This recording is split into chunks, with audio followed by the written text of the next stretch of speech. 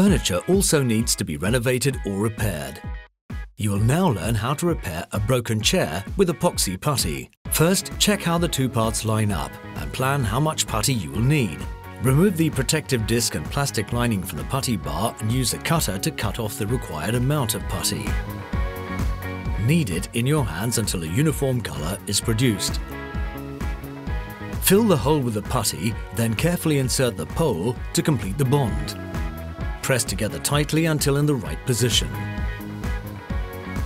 Replace the protective disc and lining onto the putty and store it back in its container.